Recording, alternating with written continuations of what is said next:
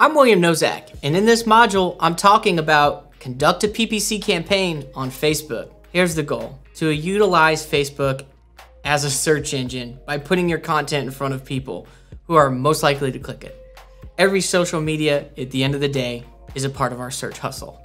We're gonna hustle to find searchers that are potential buyers. We're gonna use social medias. We're gonna use directories. We're gonna use Yelp if it brings value. We're gonna use Quora. We're gonna use everything that has potential buyers, that people are searching around and looking for things like yours, services or products. We're gonna utilize it. No different than with Facebook. I know some of you out here hate Facebook. You cannot get by without a business Facebook. The business has to have a Facebook. There are different types of Facebooks depending upon what organization you're with and what level of the organization you're in. However, you cannot go about without a business Facebook. So, requirements: create a business Facebook. You do have to have a personal Facebook to do so. I know that's the downside, but we know business owners that, marketing managers that don't want a social media profile. We get that. They want to be off the grid. They're like, they're like IT, style people, where they just don't want to be found by anyone. Create a fake name if you have to. At least you have to have a login. The business page functions as a huge pillar for the SEO. Plus, it's going to allow you to get in front of a local search, right? Facebook has its own search function, its own search engine. The search hustle for marketing is being where people search. If your potential buyers are searching on Facebook, you need to have something there. If they're searching in Twitter, Instagram, Pinterest, and any other place, LinkedIn, you're going to be there, because the name of the game is finding ways to fill your pipeline. So why is it important? There are nearly 3 billion active users on Facebook. It is the most popular social media network. It also operates as a search engine. It's like a local search engine, as many people look for businesses there before using Google. And so when you spend money on ads in Facebook, it often acts like half branding, half ads. And it's one of the most scalable types of ads out there, even more scalable in some situations than Google ads, because of the ability to target different preferences and actually target people that aren't going into an engine and searching, because those have limitations. Just like organic search has limitations. It's limited by the people that search those things. This, we can target so many more people and create, of course, a wide spectrum of leads, from frigid all the way to piping hot. We have to have this in our lead generation pipeline. So it operates as a search engine. People are looking for your businesses. And the great thing about it is when we have ads, they're going to take your brand name after they've seen your company. They're going to go back into Google. We're even going to get some value of people searching our name in Google, which has great value for organics. Once we have a name that becomes a query and we start to rank for it, and when people are using our branded terms in Google and they come to the website and they pop down the funnel and they have no bounce rate and they dwell for several minutes, and they actually do actions on the website that are that represent that this is good traffic, Google values these things.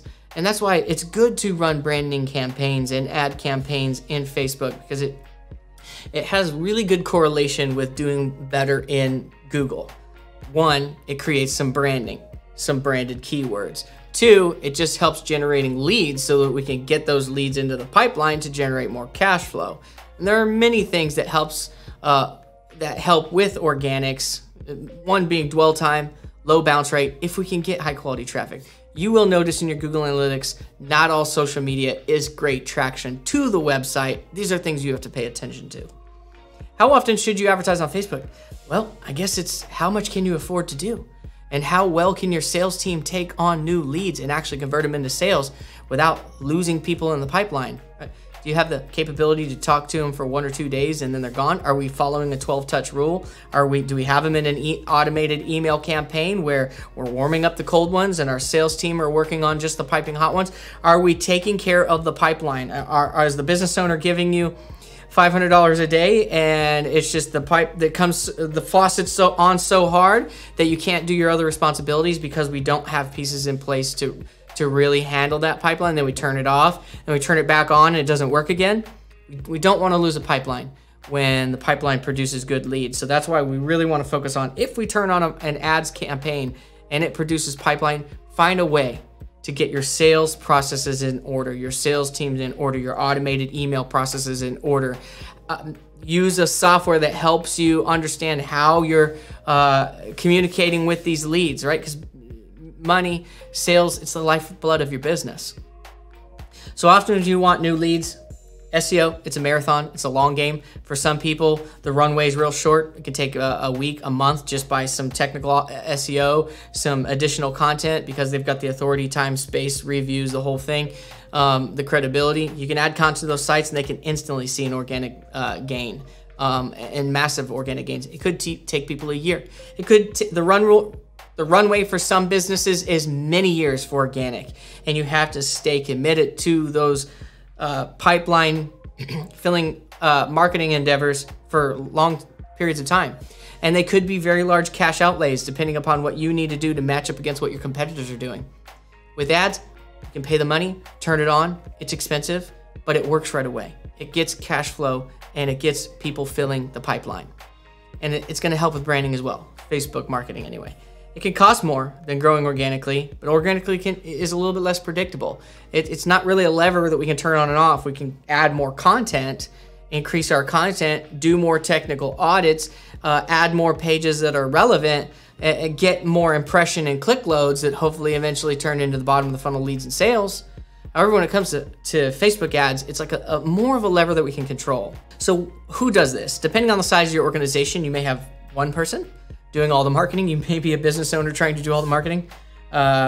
You may be a marketing manager. They might call you a CMO or a marketing director. Or they might call you something else. Social media guy who's in charge of ads and everything else. Pretty standard. And then you may be fresh to the space and never done any of this. Usually an ads person is a separate person, but it's not always the case. It's not always a luxury. So the right way is to have an ad specific person.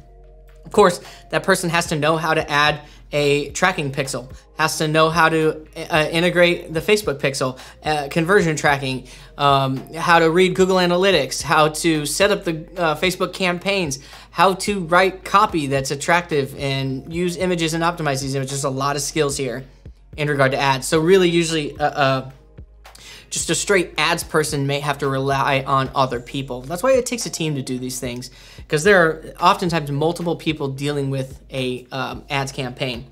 So depending on the size of the organization, it could be one person, could be part-timers, it could be outsourced managers. So we really don't know who you are yet doing it, but hopefully you're just strictly an ads person. So one, create a Facebook account. You have to have an account to create a Facebook Business Manager account. Facebook Ads account is ran through the Facebook Business Center. You can, you'll find that just by searching Facebook Business Ads or something like that. I know Dusty will show you where to go. And then Facebook Pixel. We're going to use this pixel or this piece of script that's going to track the traction to the website. So if we're getting leads right out of Facebook, that's great. That's what we want. We want them to take less steps to get down into our funnel, and we can set those things up where we can even have bots communicate with those leads and really kind of qualify them right there. And then we can also get their names, emails, and the phone numbers and drop them into email campaigns and really sift through them and figure out what product or service they're inquiring about, and really sift through them to find out which ones are the hot ones, which ones are cold, and which ones just need to be warmed up over time. We certainly don't want to just lose them if they're not that 3% hot leads. So you have the person in, your IT, your web developer, install the Facebook Pixel. In the past, we've put it in the Google Tag Manager. Sometimes that script just doesn't get crawled or doesn't fire correctly. So more often we just try to put the Google Analytics script and the Facebook Pixel script right in the header of the web page of the website. Facebook conversion tracking, also something you would set up in Google Tag Manager. So this is going to be conversion tracking, allows for better tracking of leads, button clicks, page views, form entries, purchases. It's just more quantifiable information, more accurate information. When we're spending money, we want the most accurate information we can get, because it helps us to encourage those that are spending that money to spend more of that money. If I can tell you to spend $1 and I can get you to get a return on your investment of $3, then I have a machine.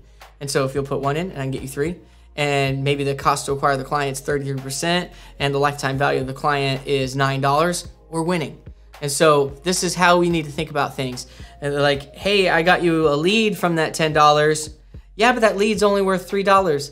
Yeah, but that lead buys for 10 years at $3 a year. So it's actually worth $30.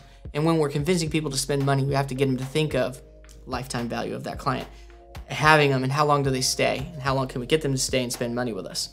So we'll show you all these things, how to set them up and run them. And this is conducting a PPC campaign on Facebook, just an overview. If you need to, go back and watch it. If not, I'll see you in the next module.